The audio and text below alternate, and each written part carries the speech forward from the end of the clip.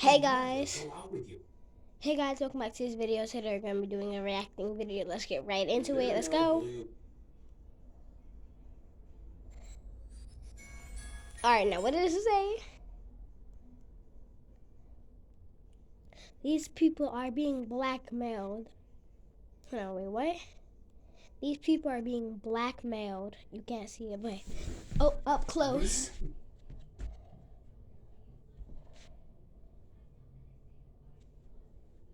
Do this or I send. Yeah, they're being blackmailed. Okay. Read my lips.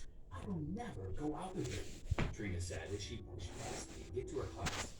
The students close by whispered and smirked as they looked on at my embarrassment. That was a month ago. A lot can happen in a month's time. Yeah. My name is Zane. If you want to continue receiving great content, like and subscribe to our channel. Tapping that notification bell helps you to see our stories first. Trina is what we call a classic, and she's been my crush since high school. She was always well put together, dated the top jock, and, well, on any given occasion, she could be really mean. You may ask, why would you want to be with someone like that? But the heart wants what the heart wants. I'm sure you've liked some questionable people before. One thing I always admired about Trina was that she was a straight A student. My friends, however, didn't buy it. They thought that something had to be up for her to get all A's all the time in college, since in high school she had a C average. Every year at Robinsonville College, a fundraiser called a May Fair was hosted. It has games, prizes, and food. Later in the evening, there is a disco with the DJ, and students dance the night away. This is my second year at Robinsonville, and the disco last year was awesome. Missing it this year was not an option, especially since I overheard Trina telling her friends that she'll be there. When my friends and I arrived, the disco was in full swing. We paid our fee and went inside. It was jam-packed. My friends and I danced with a few girls from some of our classes until I spotted Trina in the crowd. I walked towards her, but she moved through the crowd quickly. I saw her exit the dance, and I pursued her. As she rounded the corner, I had to jog to catch up to her. I was about to call out to her when I noticed she stopped to chat with the dean, Mr. Rivera. I slowly retraced my steps and hid behind the wall and observed. I watched as Mr. Rivera lightly touched Trina's face, and how she moved closer to him and held onto his jacket. What is going on between Mr. Rivera and Trina? I mumbled. A faculty member and a student engaging in a relationship never ended well. The faculty member usually lost their job, and the student was expelled. Maybe I can use this to my advantage, I said slyly. I pulled my phone out of my pocket, but just as I was about to record, it walked away.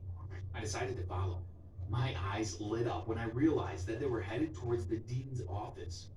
This is about to get good, I smiled to myself. I waited until I heard the door to the office close before I snuck below the office window.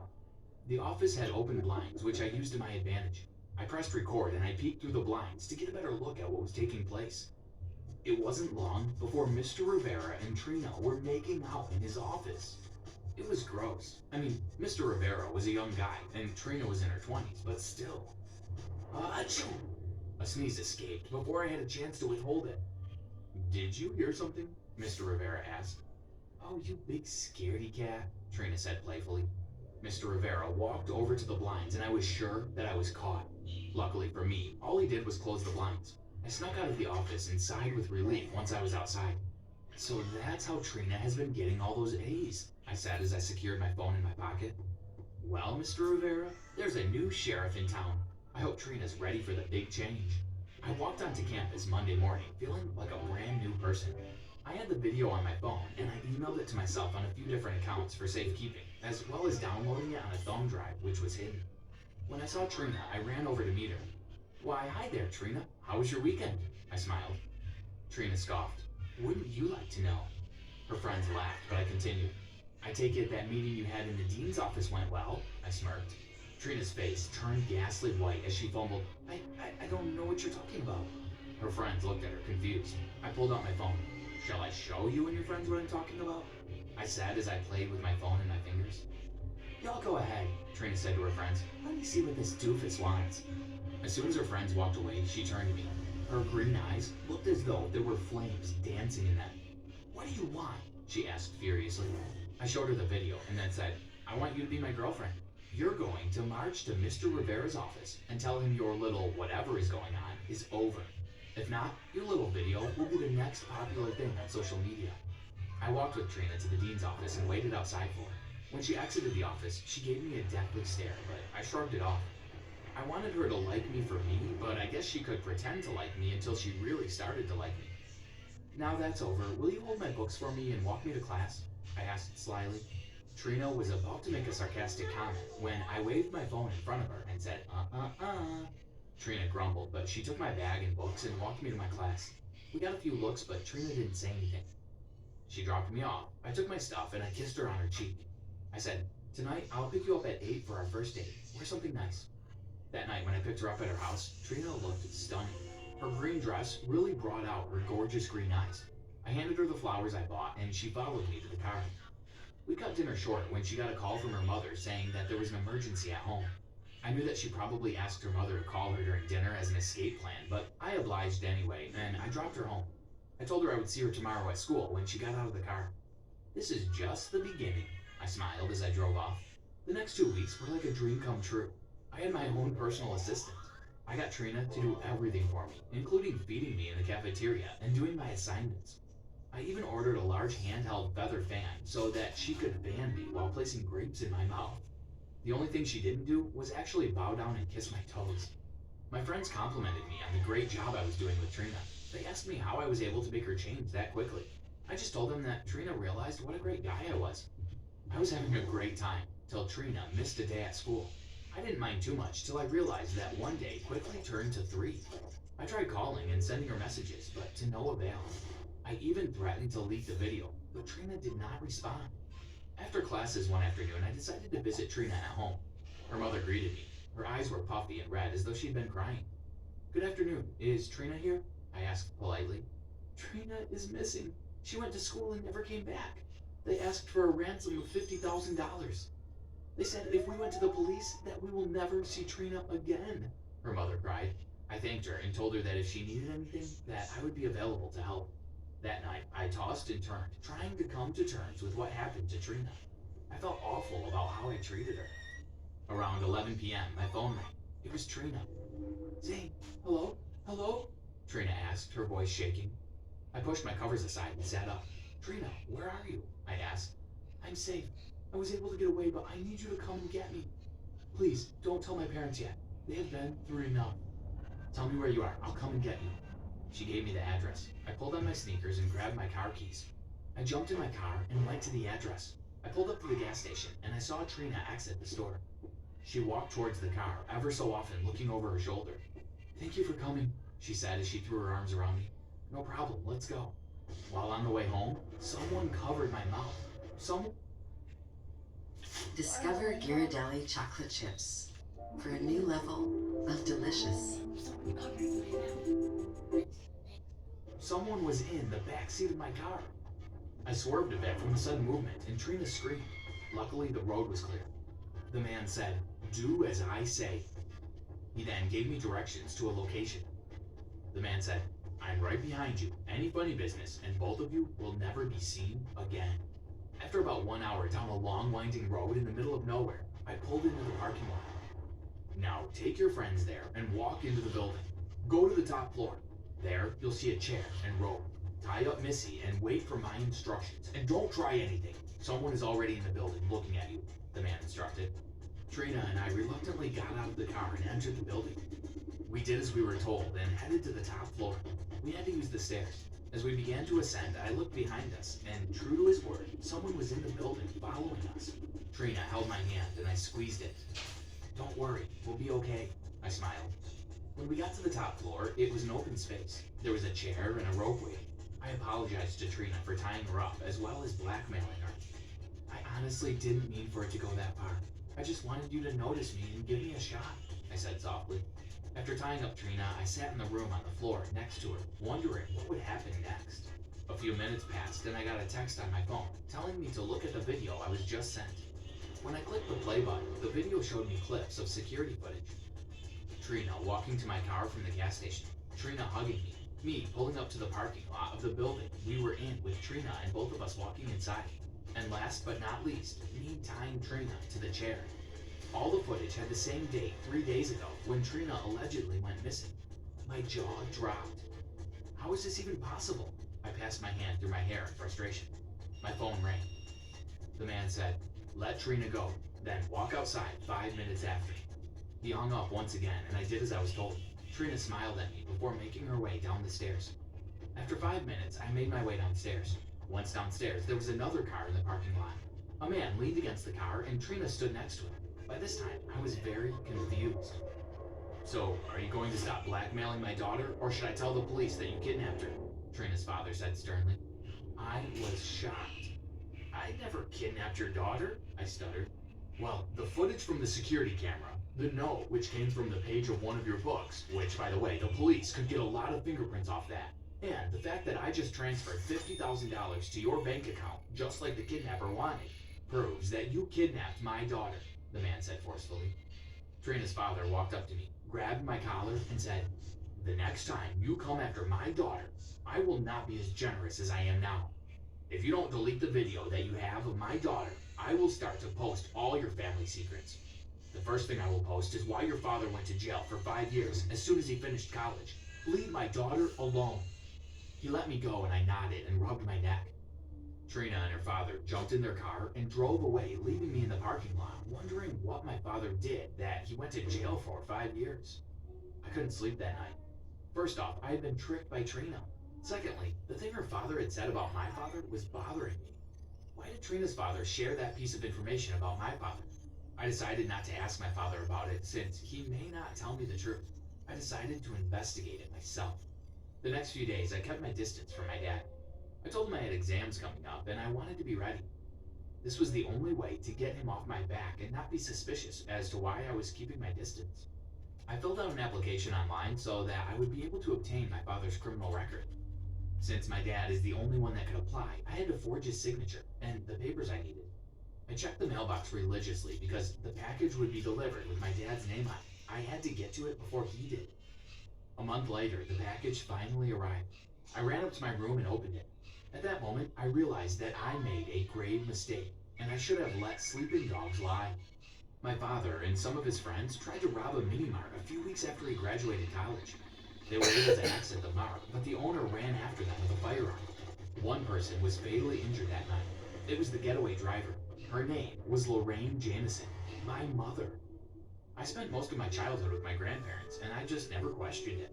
My dad told me that my mother died during childbirth. I was born the same night that the robbery took place.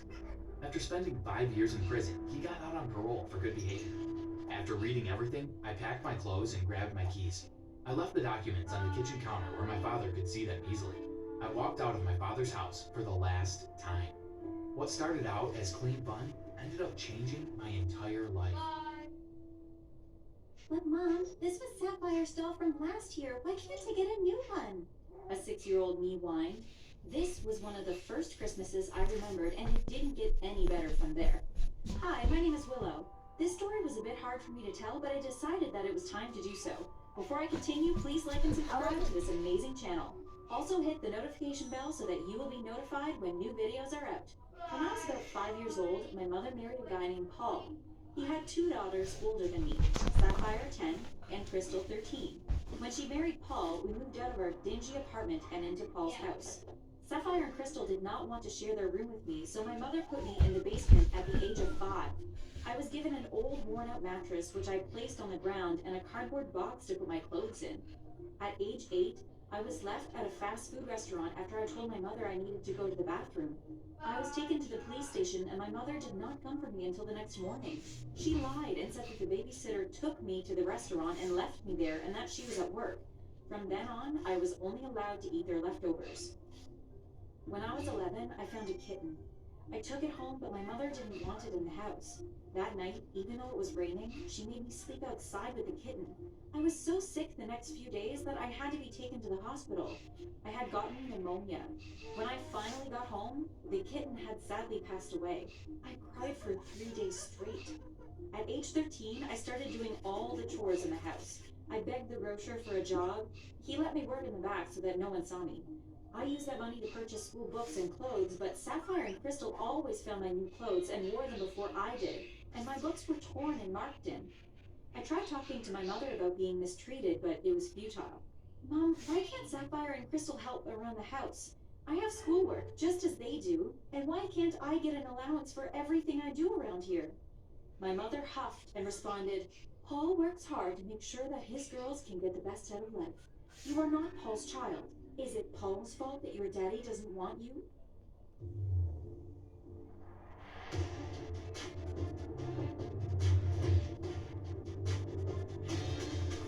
Oh yeah, I'm pausing for you guys. Want you or give you anything? You should be grateful that you have a roof over your head and clothes on your back. By age 14, I lost any feelings that I had towards my mother, and I began to count down to my 18th birthday. It was then I realized that my mother would never care for me like I wanted her to. I wanted to make her as miserable as she made me. I wanted her to pay for everything she not only did to me, but allowed Paul and his daughters to do as well. I decided it was time to break up my mother's marriage with Paul, but I definitely had to be sneaky about it. A few weeks after my 14th Say what birthday, now? while browsing social media, I came across the profile of my aunt, my mom's sister. I reached out to her and she responded.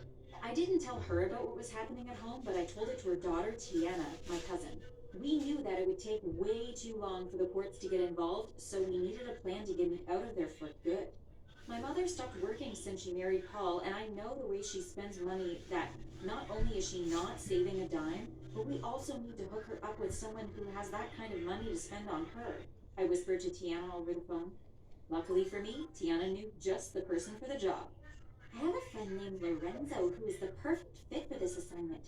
Thing is, he also has parental issues, so I know that he will have no problem doing this for us. Not only does he have the means to do this, but he also has the banging bod to ensure that your mother falls for him. I missed a day from school to meet Tiana and Lorenzo. Lorenzo and his family lived in a large house and his parents were never home. He just turned 21 and just finished college. Once Tiana told him about our plan, he was all in. He was also a personal trainer, which made our jobs even easier. Paul gave my mother a gym membership card for Mother's Day and told her that she needed to lose a few pounds. Yep, he was that kind of guy.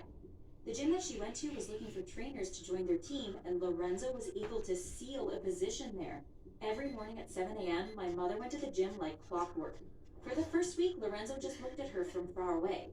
Then, for the second week, he would tell her hi and give her little compliments. So, Lorenzo, how is everything going with my mom? I asked excitedly. We were on a three-way call and Tiana was waiting for a response as well. We'll be going on our first date this Friday. Lorenzo chuckled. Don't forget, Lorenzo, the more expensive the better. We need her baited like a fish on a hook, Tiana said. I can't believe this is happening, I squealed.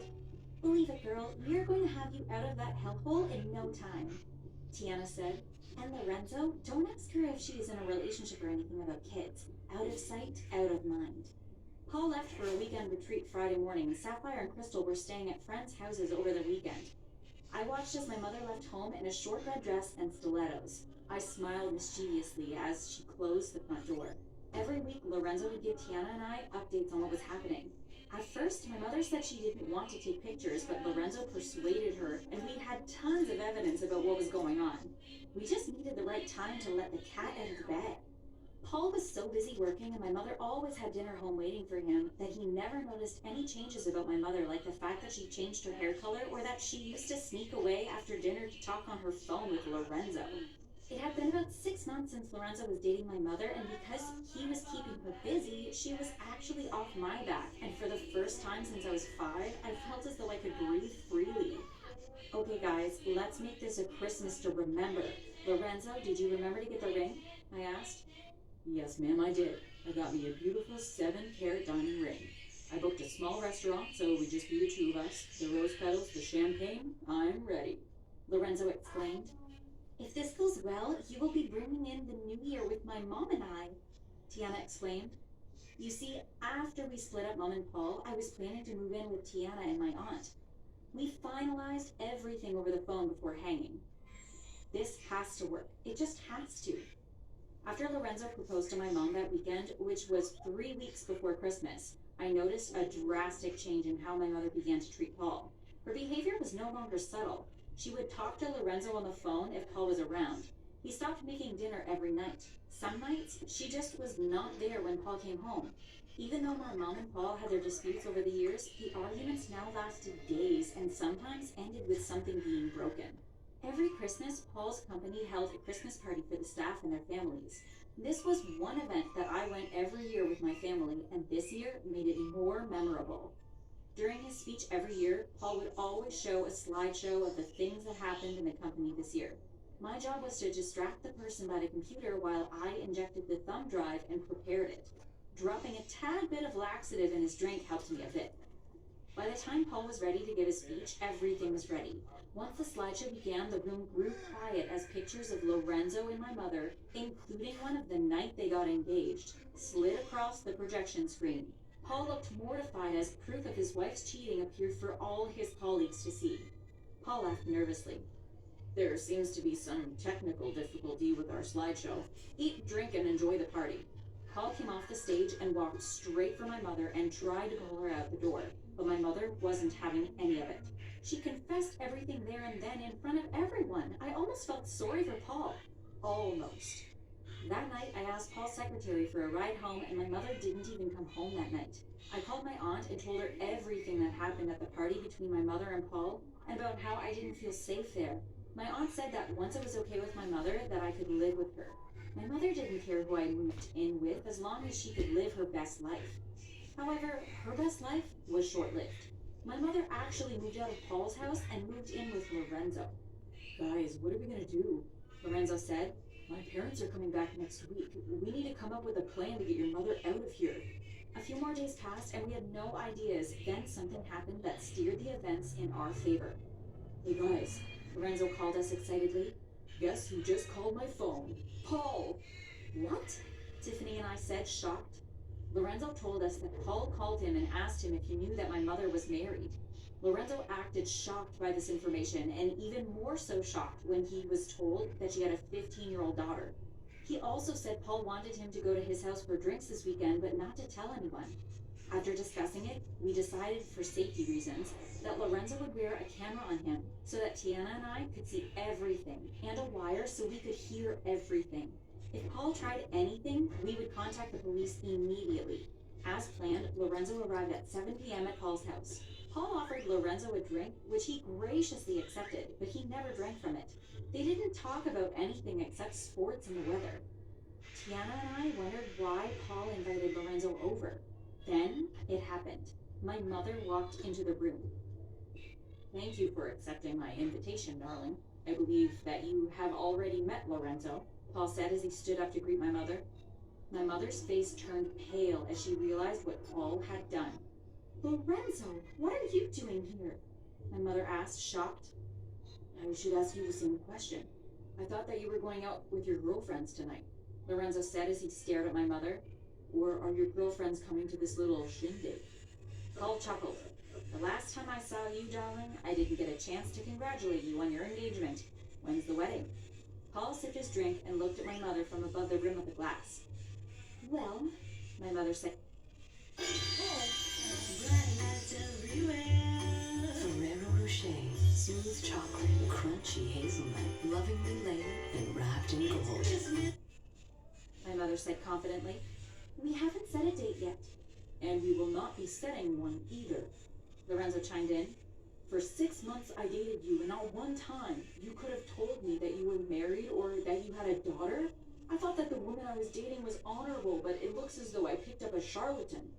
Tiana and I high-fived each other, totally enjoying the show. I can't believe our entire relationship was built on a lie. Why does this always happen to me? Lorenzo sighed loudly. Don't worry, you're better off without her. We both are, Paul said as he patted Lorenzo lightly on the shoulder. Oh, and by the way, darling, in case you haven't figured it out yet, I want a divorce. Lorenzo thanked Paul and walked out the house with my mother close on his heels, begging for forgiveness. That night, Lorenzo packed all my mother's things and carried it to a storage unit and handed her the keys. Lorenzo changed all the locks at his house, and he went to the police station and told them what transpired that night in case my mother tried anything crazy. The police even called Paul to confirm the story, which he gladly did. Within 6 weeks, my mother and Paul's divorce was final, and as predicted, she got nothing. In the end, my mom ended up homeless. When I heard my mother was homeless and begging on the street, Lorenzo and I walked past her. Hi, Mom. How was life treating you? I asked with a smile on my face. She looked at me, then she looked at Lorenzo. When she recognized who he was, she picked up a piece of metal piping and began swearing while she chased us. I still laugh about that afternoon to this day. Mom mistreated me, so I ended up making her homeless. Do I feel sorry for her? What do you think? Hi, I'm Sarah. Nope. And I managed to blackmail my boss into giving me an amazing That's a promotion nope. at work. And before you begin judging me, trust me, you had it coming. My boss Carl was truly That is awful. that's No a one nope. at the That's a company nope. liked him, That's a nope. but he That's a knew nope. someone That's higher a up in nope. the That's a organization. nope. That's a So yeah, we had no. to deal with him. Anyways, let me tell you how I I wish ended I up could see becoming that Carl's clip. boss and started my race to the top. After graduating from college, I got a job at a great company. It seemed like my dream position, and I was so excited about it. That was until I met Carl. Carl was awful. He was almost twice my age, and always stared at me like he wanted to have me for lunch. Actually, he looked at every single girl at the office that way. It seemed that to him, the company was just a big meat market. He was also really misogynist and nasty to be around. Working underneath him was a nightmare in more ways than one. Not only was he really mean, but he was completely useless. He'd get people to do all the work and then take credit for it. He'd also pay really low wages and then boast how he helped the company save tons of money. I'm sure you know a guy just like him. There seems to be one in every single office. During my 5 years working for this big company, I had to endure him every single day. I walked into his office feeling more confident than I had in 5 whole years. He'd even made the mistake of texting me inappropriate pictures, and I had saved those as well. Carl really was a fool. Before, I had remained quiet about his attitude because I was afraid that I'd lose my job. Now I understood it was the other way around. It was Carl who should have been scared instead, and I was going to let him know that. When I stepped inside his office, he immediately began spitting all these lewd remarks. He said something about my legs and about my short skirt. He was really a disgusting pig. Instead of frowning, though, I smiled. He must have taken it as a sign that I was finally going to give in to his advances, because he smirked at me. But soon, his smile would disappear. I let him know I had been recording our That's every so interaction weird. for the past 2 weeks, and that I had even saved the text he sent me. He froze on his seat and gave me a furious look. He seemed just about ready to fire me when I told him that if he even tried to do that, I would send the audios and the text to the whole board of directors. He was stunned, and I took the opportunity to begin explaining to him what would happen next. I said that if he refused my terms, I would not only get him fired, but also I'd hire a lawyer to sue him. Carl was pale, and for the first since I met him, he didn't have any snarky remarks to throw my way. I loved seeing him so helpless and quiet. Next, I informed him that I wanted a big raise and a promotion. In fact, I wanted his job. He seemed even more stunned at this demand. Just like I had expected, Carl immediately refused.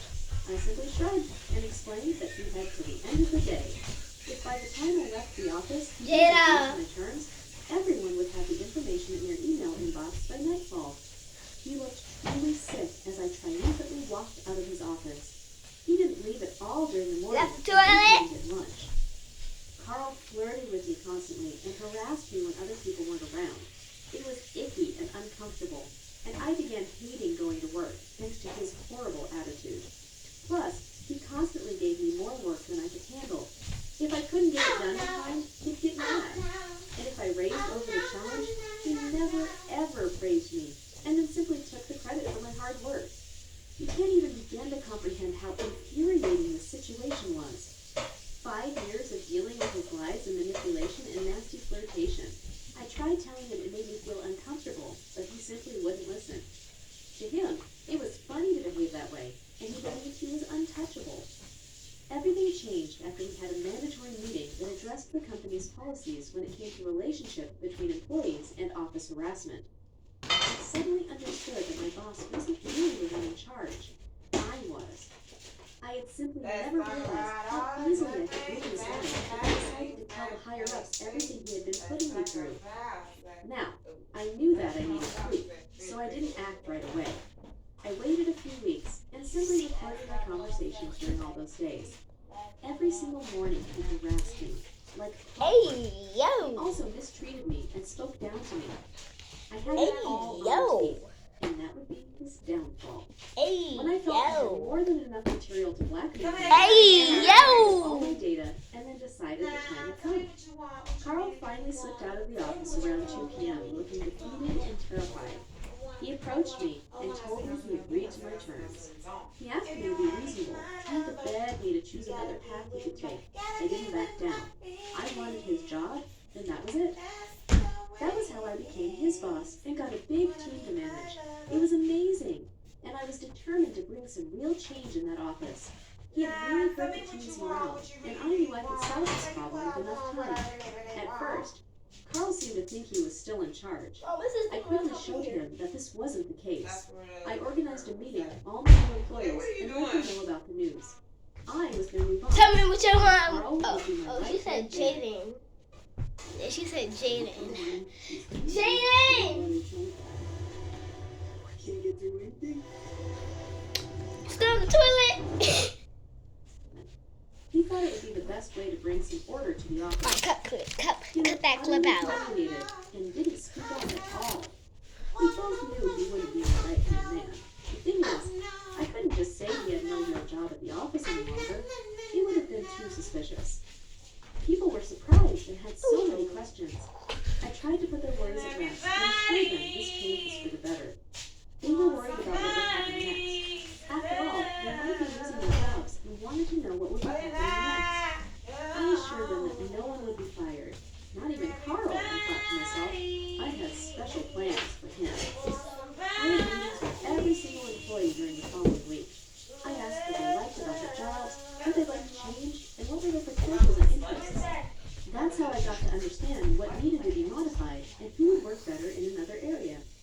People seemed really happy with these new changes, and soon the atmosphere greatly improved. My employees seemed all happy, and they actually dared to come into the boss's office and speak their minds. Before, Carl belittled them whenever they asked him for something. I listened and evaluated if what they requested was Hey, possible. yo, which one's such a I bite also right decided to now? raise the salaries. As I knew they would We start. imagine the employees' Hey, surprise. yo, I which was so one? happy to Alright, be let's start. helpful, and Carl was Hey, utterly yo, which one's such Of a course, bite I right cut his now? salary in half, since he didn't deserve the amount that he was being paid. It was outrageous, really. Maybe Carl we had go out never to worked dinner. hard in his life, and he was living on Hey, it. yo! Well, that was over the moment I took charge of that office. I have to admit that I did get a bit petty. I couldn't help but want to get some more revenge on this horrible man. After all, Carl hadn't only made my life a living hell. Everyone at the office hated him, especially the women. You can certainly guess why. I did everything in my power to make him feel incredibly uncomfortable. He only got tasks that were dull and time-consuming. If he ever complained, I just believed him and reminded him that there weren't small tasks, but rather small people.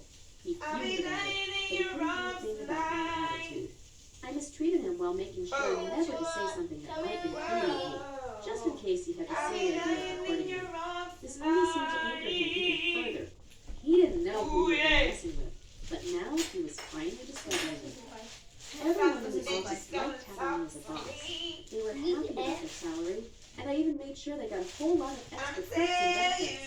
I wanted them to be satisfied and proud of the work they were doing, and I never ever took credit for what someone else did. Anyways, Carl ended up having enough. He had been clearly attempting to undermine my work and get his job back, but that wasn't going to happen. When he realized it was all in vain, he ended up quitting. He couldn't deal with the way I treated him and how happy everyone was under my management. I didn't try to stop him, just told him goodbye and reminded him that if he ever tried to come after me, I still kept the tapes and texts. He looked sick to his stomach when I said that and left without another word. We had a party that night, and I bought everyone the first round of the night. I really thought there was cause for celebration. Now, you might ask yourself if I really did deserve a new position. Well, after Carl quit, I What do you continued want? to What work do for the you same want to company say and on earn there? myself another promotion, and then another, What do you want and to say on another. there? Years later, I ended up becoming the organization's CEO. Can I get a sponge I was ball? incredibly Alright, can I get a successful, sponge and ball people right here? truly admired my hard-working habits and novel ideas. Okay, got I was also Okay, celebrated by the way I treated my employees. The truth of the matter is, I don't try to show off and pretend I'm charitable or Tell me what something. you want. What I do is respect the people who work on my Tell me what you want. pay them Tell a me good what you salary. want. It's truly as simple as that. I haven't heard about Carl for a while, but the last I knew of him, a young woman had actually taken him to court. I'm not sure if he was convicted or not, but apparently the case against him was pretty solid. If you ask me, he had it coming. I thought that maybe he would How learn much his was it? lesson after Chuck, everything that what chuck, happened, chuck, but what? guys like him really never change. Khalil, hurry up. I could probably find out if he's in jail or not, Yeah, but don't rush honestly, me. he's not worth my time. I let go of my grudge a long time ago, How much was and it? now I lead a happy, successful life. How If he much wants was to it? keep What learning chuck, his chuck, own what way, chuck, well, chuck, that's chuck, completely up to him. what chuck, He doesn't need any help from me what to chuck, dig his what grave chuck, deeper, what, apparently. what? Thanks for watching. How's it Have you done? ever had to deal with a terrible boss? Tell us all about it in the comments. Don't forget to subscribe and check out our other videos on the channel. Jada, it's been 35 minutes. This holiday season is gonna be busy.